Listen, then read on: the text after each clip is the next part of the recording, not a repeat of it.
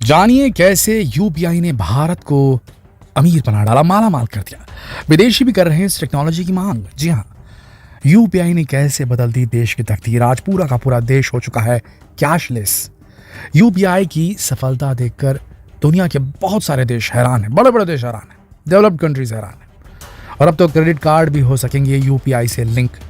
आखिर क्या है यूपीआई की सफलता का राज और कैसे ये पूरे देश के लोगों के दिलों पर छा गई, जानने के लिए वीडियो को अंत तक जरूर देखें। और आज की वीडियो में हम आपको ये भी बताने जा रहे हैं कि क्रेडिट कार्ड को यूपीआई से लिंक करने से क्या फायदा होगा और ये क्या काम करेगा। कुल मिलाकर आज की वीडियो में आपको कई सारे सवालों के जवाब मिलेंगे, तो बस बने रहिए वीडियो के अंत तक।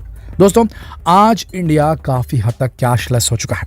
आज पेमेंट करने के लिए हमें पॉकेट में नोट भरकर ले जाने की जरूरत नहीं है। हम अपने फोन से ही आसानी से कहीं भी पेमेंट कर सकते हैं। बस यूपीआई ऐप से क्यूआर कोड स्कैन किया और हो गया पेमेंट। अभी तक हम यूपीआई के माध्यम से अपने डेबिट कार्ड को लिंक कर सकते थे और उसके माध्यम से पेमेंट कर सकते थे, लेकिन अब हम अपने क्रेडिट कार्ड को भी यूपीआई से लिंक कर सकते हैं। अब आपके दिमाग में सवाल आ रहा होगा कि ये काम कैसे करेगा, तो चलिए इस पूरी प्रोसेस को जरा डिटेल में समझने की कोशिश करते हैं।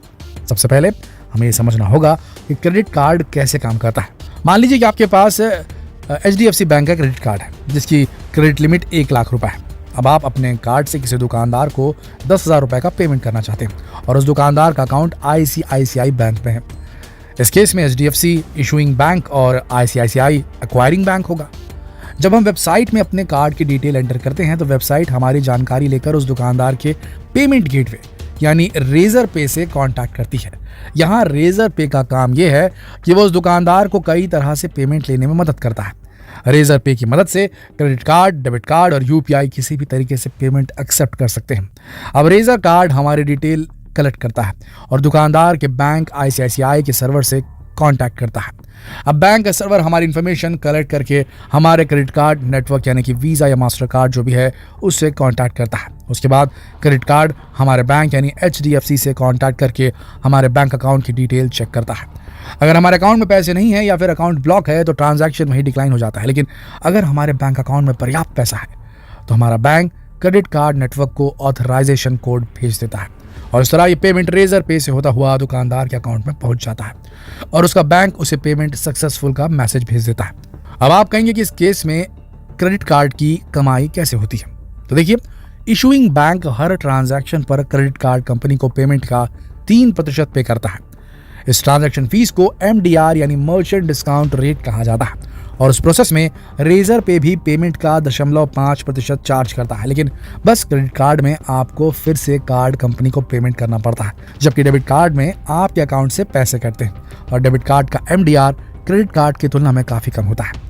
इसी वजह से अभी तक क्रेडिट कार्ड को यूपीआई से लिंक नहीं किया जा रहा था, लेकिन आखिरकार 8 जून 2022 को सरकार ने क्रेडिट कार्ड्स को यूपीआई से लिंक करने की सुविधा दे ही थी।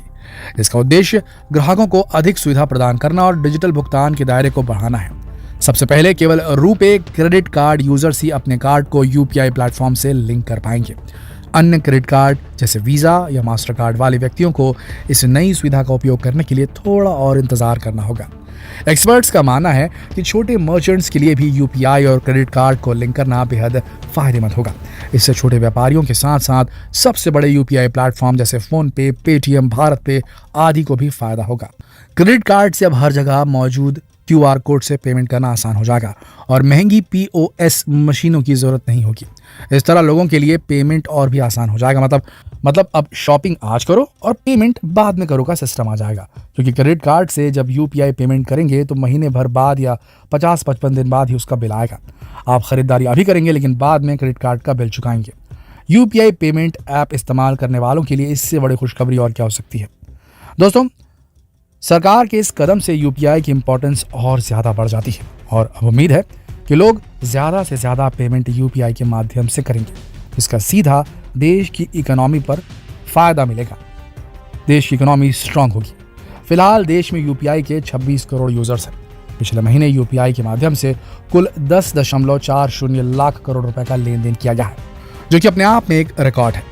यूपीआई ट्रांजैक्शंस ने दिसंबर 2018 में 1 लाख करोड़ रुपए के आंकड़ों को पार किया था और जिस तरह से यूपीआई पेमेंट में दिन रात बढ़ोतरी हो रही है, उम्मीद है कि अगले 3 से 5 सालों में 100 करोड़ ट्रांजैक्शन प्रतिदिन तक पहुंच जाएगा। इसी तरह देसी कार्ड नेटवर्क रुपे, इसने भी पिछले कुछ सालों में तेजी से बढ़ोतरी दिखाई है।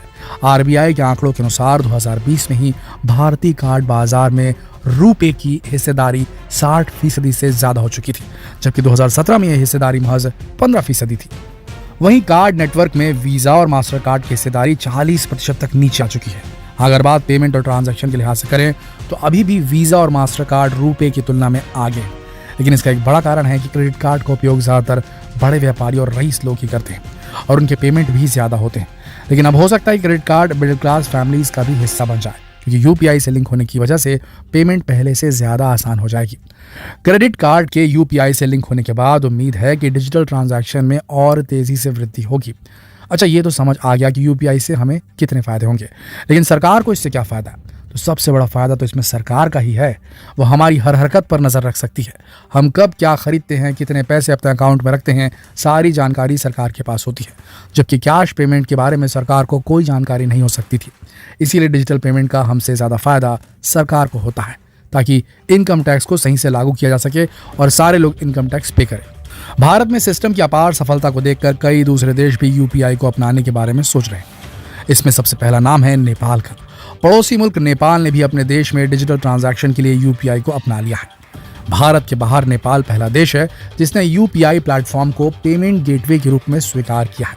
और तो और पूरी तरह से स्वदेशी टेक्नोलॉजी यूपीआई और रुपे की पहुंच अब यूरोप तक होने वाली है। आने वाले समय में फ्रांस में यूपीआई और रुपे दोनों की सर्विस उपलब्ध होने वाली है। आपको बता दें, यूपीआई एक पूरी तरीके से स्वदेशी डिजिटल पेमेंट इंटरफेस है। ये इतना सिंपल और सिक्योर है कि अमेरिकी सेंट्रल बैंक फेडरल रिजर्व भी इसकी तारीफ कर चुका है। गूगल ने भी अमेरिका में यूपीआई को अमल में लाने या उसके जैसी कोई टेक्नोलॉजी डेवलप करने की मांग की थी। तो दोस्तों, उम्मीद है कि आप भी डिजिटल पेमेंट का लाभ जरूर लेते होंगे। अगर हाँ, तो क्या आप अपने क्रेडिट कार्ड को यूपीआई से लिंक करवाना चाहते हैं? और आपको इस वीडियो से ये तो समझ में आ गया होगा कि कैसे यूपीआई ने भारत की इकोनॉमी में क्रांति ला दी है। और अगर ऐसा हुआ कि यूपीआई और रुपे का जो ये टेक्नोलॉजी है इसे भारत यूरोप में लगाने में कामयाब हो गया, तो सोचिए कितना फंड भारत आएगा। सोचिए वो परसेंटेज जो मिलता है ट्रांजैक्शन का, पर ट्रांजैक्शन का, उसका कितना फायदा भारत को मिलेगा। भारत का जो डॉलर रिजर्व है वो कितना बढ़ जाएगा। सोच कर देखिए दोस्तों, दिल गदगद हो जाता है ये सुनकर कि भारत की यूपीआई टेक्नोलॉजी वर्ल्ड फेमस हो चुकी है। तो आशा करते हैं ये वीडियो आप सबको पसंद आई होगी और देश के इस गौरव को जितना हो सके शेयर करें फेसबुक पर, व्हाट्सएप पर, यूट्यूब पर, ताकि लोगों को पता चल सके कि भारत ने कहां परचम लहरा दिया है। फिर मिलते हैं एक और दिलचस्प वीडियो में, तब तक के लिए आप सबका इस वीडियो के अंत तक बने रहने के लिए दिल की गहराइयों से धन्यवाद।